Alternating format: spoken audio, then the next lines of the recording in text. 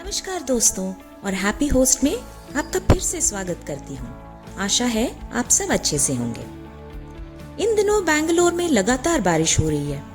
पूरी रात बरसात होने से सुबह खिड़की से ये नजारा था। मुझे बचपन से ही बारिश देखना अच्छा लगता है, पर मेरे फ्लैट के अंदर से मजा नहीं आ रहा था, तो मैं छत पे आ गई। जोरों से बारिश हो रही थी। मैं छाता तो लेकर आई थी, पर जब मस्ती सूझी तो थोड़ा बचपना कर लिया और कुछ फिल्मी अंदाज में फोटोज भी ले ली।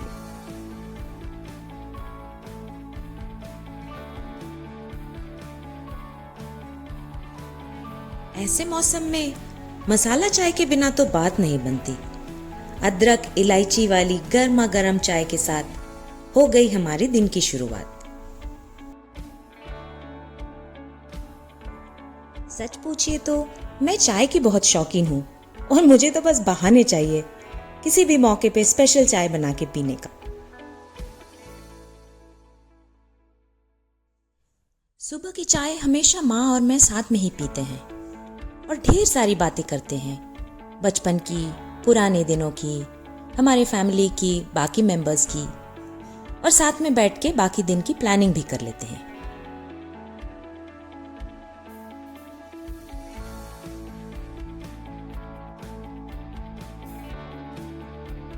हमारा प्लान तो था बाहर जाके कुछ चटपटा नाश्ता करने का, लेकिन बारिश रुकने का नाम ही नहीं ले रही थी और आलस भी आने लगा था, तो हमने घर पे ही डिलीवर करवा लिया मजेदार मसाला डोसा।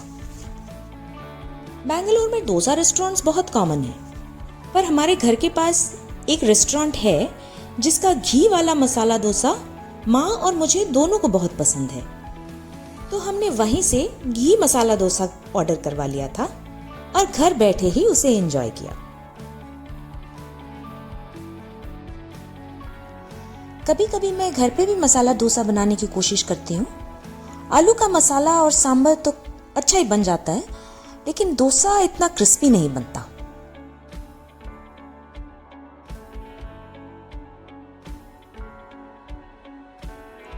मेरी ऑफिस की छुट्टियां खत्म हो गई। दुर्गा पूजा के लिए ही स्पेशली लिया था मैंने, तो अब इस हफ्ते से मेरा ऑफिस भी शुरू हो गया है। मेरे स्वीडन के ऑफिस ने मुझे परमिशन दिया है कि मैं इंडिया से कुछ दिन घर से काम कर सकती हूँ, इसलिए जब तक मैं इंडिया में हूँ घर से ही ऑफिस करूँगी। लेकिन हाँ, यूरोप के टाइम पे मीटिंग्स रहती हैं, तो शाम को थोड़ी देर तक काम करना पड़ता है। मेरे घर के सामने ये जो मेन रोड है, इस पे हमेशा बहुत ज़्यादा ट्रैफिक रहता है, पर अब देखिए कितना कम ट्रैफिक है। और उसकी वजह ये है कि ये जोरों की बारिश होने की वजह से बेंगलोर में ऑरेंज अलर्ट जारी कर दिया गया है, तो लोग ज्यादा घर से नहीं निकल रहे हैं। इस रोड पे बहुत सारे स्कूल्स भी हैं, पर अभी स्कूल्स ने छुट्टी डिक्लेयर कर दी है, तो स्कूल बसेस का जैम भी नहीं है।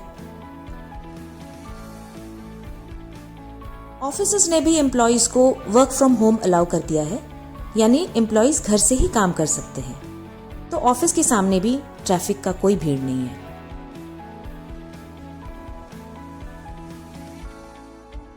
बारिश का मौसम हो और चाय पकौड़े ना हो तो मजा आता है क्या। शाम को थोड़ी देर के लिए जब बारिश रुकी थी तो मेरा भाई भी आ गया था। गर्मा गर्म तीखे प्याज और आलू के पकौड़े हमने घर पे बना लिया और साथ में मसाला चाय और ढेर सारी बातों के साथ बहुत सुहानी शाम बिताई। यही तो दिन होते हैं और ऐसे ही मौके होते हैं जो हमारी यादें बन जाती हैं और बाद में हम इन्हें सोचकर खुश होते हैं।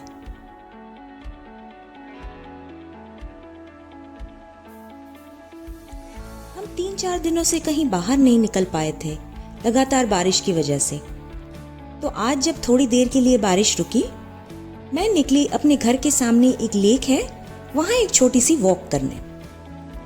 ये ओवरब्रिज जो आप देख रहे हैं, ये नया नया ही बना है।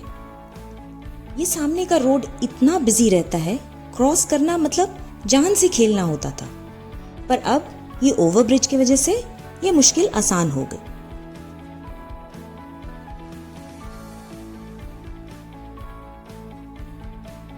रोड क्रॉस करके मैं पहुंच गई इस खूबसूरत लेक में, जो 40 एकड़ से भी ज्यादा एरिया पर है। इस लेक से मेरी बहुत सी यादें जुड़ी हैं। जब सालों पहले मैं बेंगलोर आई थी और इस जगह मैंने घर लिया था, इस लेक में वॉक करने मैं रोज आया करती थी। कितने तरह की चिड़िया यहाँ दिखते थे। जो पौधे उस समय छोटे छोटे थे, अब बड़े पेड़ बन गए हैं। चारों तरफ कितने अपार्टमेंट्स भी आ गए हैं। लेकिन आज भी जब मैं यहाँ घूम रही हूँ, अकेले ही सही, मुझे वैसा ही सुकून मिल रहा है। एक अपनापन सा लग रहा है।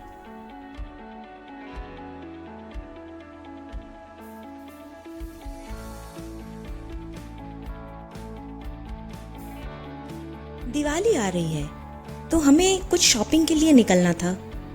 हमारे घर से वॉकिंग डिस्टेंस पे ही 2 बड़े मॉल्स हैं और वहाँ माँ खुद देख के अपने पसंद के सामान जैसे दिए, उर्ली या फिर आर्टिफिशियल माला वगैरह लेने वाली थी।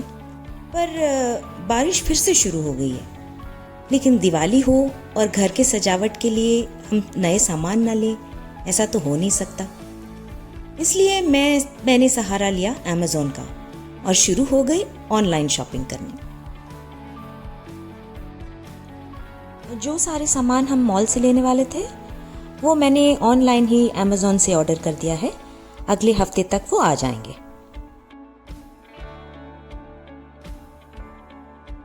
और इस तरह मैंने बारिश का मजा भी लिया और दिवाली की तैयारियां भी घर बैठे ही स्टार्ट कर दिया। आप बारिश कैसे एंजॉय करते हैं? कमेंट्स में लिखकर बताइए। और हर सैटरडे मेरे नए वीडियोस देखने के लिए सब्सक्राइब जरूर कीजिए। मिलते हैं अगले हफ्ते। तब तक के लिए धन्यवाद।